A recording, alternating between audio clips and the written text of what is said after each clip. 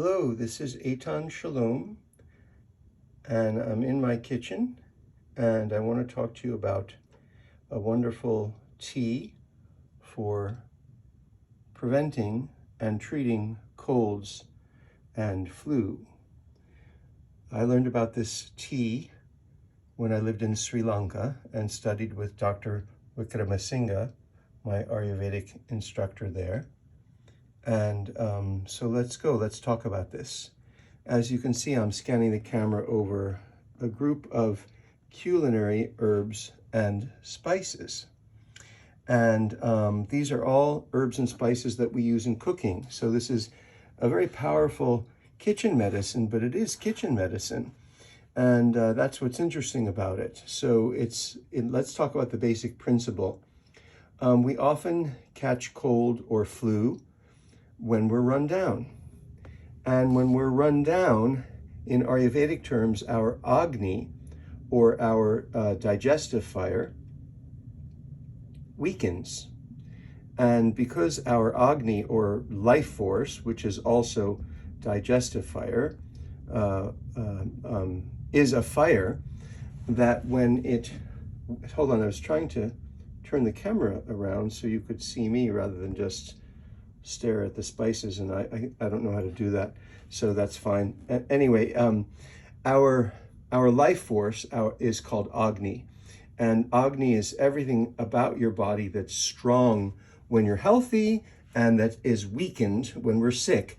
And that's why, for example, when we're sick, one of the symptoms that we can have is kind of a cloudy mind, and that cloudiness is a moisture, and so we can burn away that moisture, what's called ama in Ayurveda. Well, we can, if it's just purely mental moisture or mental fog from depression, for example, the fire of meditation is helpful.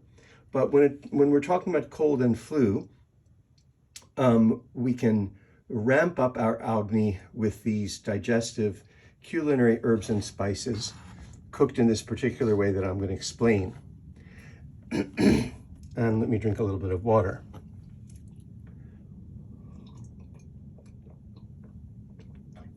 And so, in addition to stimulating the Agni, or digestive fire, these herbs and spices, some of them have a strong antiviral effect.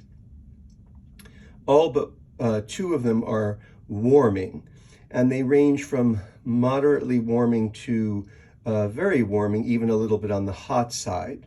So you'll always want to adjust this formula to your individual constitution. So Vata dosha people run more cold. Pitta dosha people tend to run hot. So for example, in my case, I'm a Vata Pitta, and I need the warming spices, but not too much of the hot spices. So I'm giving myself a pretty small portion of black pepper. But if I had black peppercorn, those are whole black peppercorn. But if I were a Vata Kapha, and Vata and Kapha are both cold types, and Kapha especially is cold and wet, so especially a Kapha type, if I was Kapha dominant, I could give myself a lot more black pepper, and then also something called long pepper. So now let's summarize what I've said so far. This is a tea that ramps up your Agni and that can abort a cold or flu if you catch it early enough. And if you don't catch it early enough, it can help you feel better and get well sooner.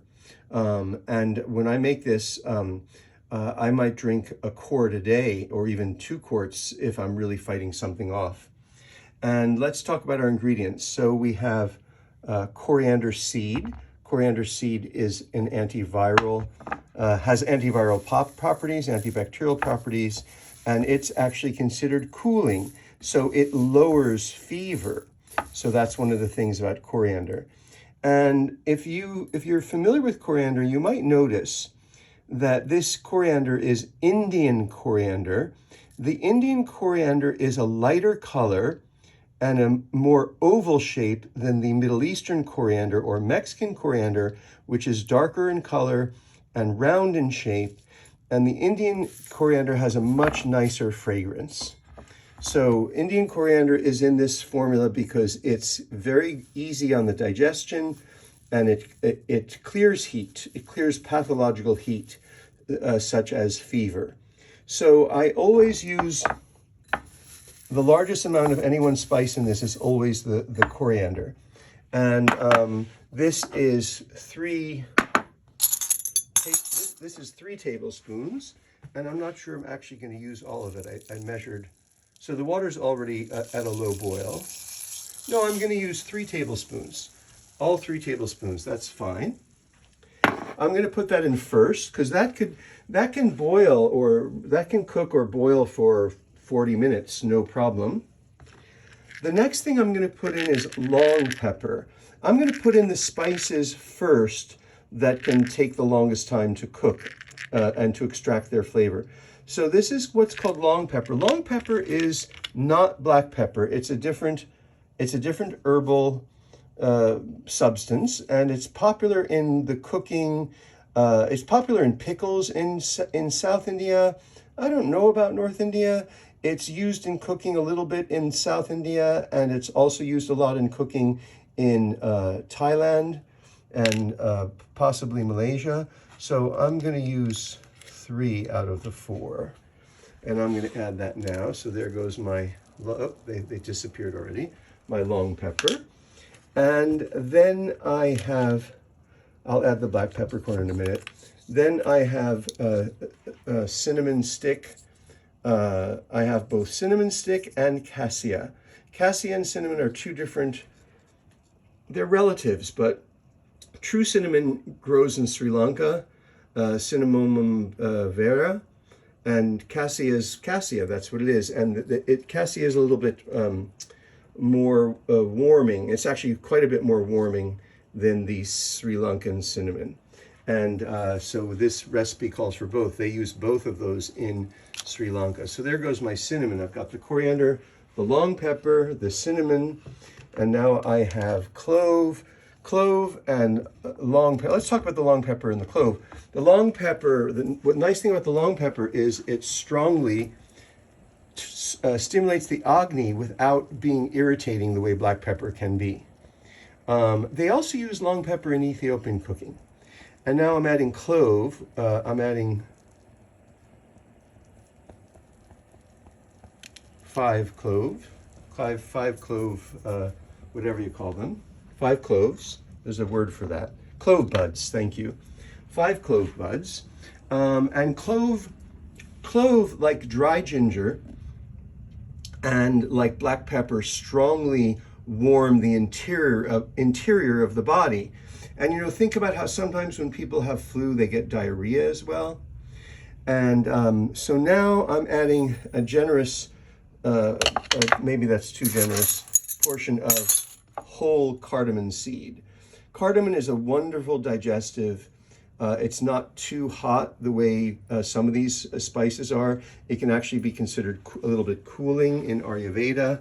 So it balances the hotter spices, and it also, the coriander and the cardamom really make it taste delicious. So this is 1 whole teaspoon of how you say in English, cardamom.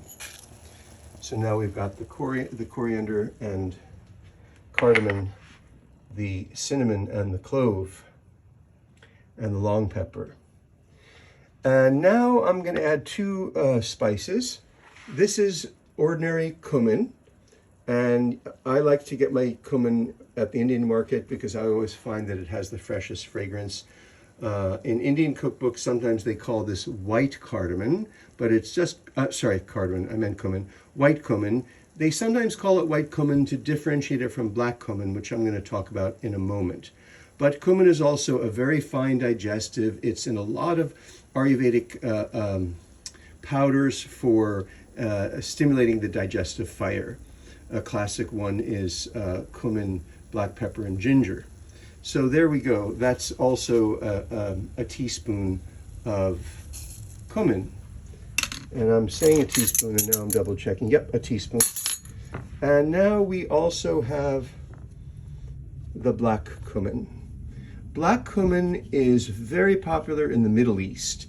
It's practically well, I'll talk about it in a second. It's very popular in the Middle East.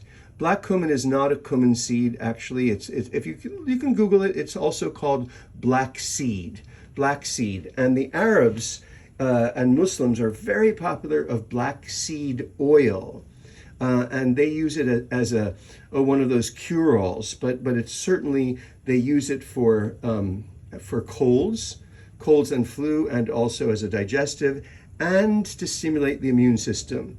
So one of the things that when we say to ramp up the Agni, we're really talking about stimulating the immune system. So now I've added the black cumin, and that was also a little less than that was a half a teaspoon. The smell of the black cumin is quite strong if you're not used to it. I'm used to it, so I really love it, but it took a while to get used to. And now I have black peppercorn, I have fennel seed, and this particular fennel is a kind of Indian fennel that I prefer to ordinary fennel, and it is called Lucknow fennel. Lucknow fennel is also considered a very strong digestive that's especially good for the large intestine. It's a very good for Vata dosha, so it's in a lot of formulas for gas and Vata dosha. Another herb that's in a lot of formulas for gas and Vata dosha is ajwain. There's a link at the bottom, and you can follow that link to the article that I've written about this that will give more information about each spice and the dosages. But so we have a half a teaspoon of fennel, Lucknow fennel, half a teaspoon of ajwain, half a teaspoon of fenugreek. Fenugreek is very bitter, very cooling, and I could put in a little bit more. It has a lovely maple flavor, but it's also bitter. So I'm starting with a half a teaspoon, and I can always add more if I want. This fennel, as I'm looking at it, I remember now that it's kind of a generous half a teaspoon. So if I pull a little bit of it out, now that's about the same amount of each. I'm going to actually pull some of that fennel out. So now I'm going to add these. Now, I could easily have normally I wouldn't be talking, so I would just add them all in very quickly at once. Now I have the 2 gingers. Why do I say the 2 gingers? I have a copious amount of fresh sliced ginger. I just eyeballed that, and I'm putting that in. And then I have a half a teaspoon of dry ginger powder. What is the difference between fresh ginger and dry ginger powder? Well, dry ginger powder, I've spilled some on the stove. Dry ginger powder is hotter than fresh ginger, and it's considered in Chinese medicine in what we call it an interior warmer. So it really warms the core of the body.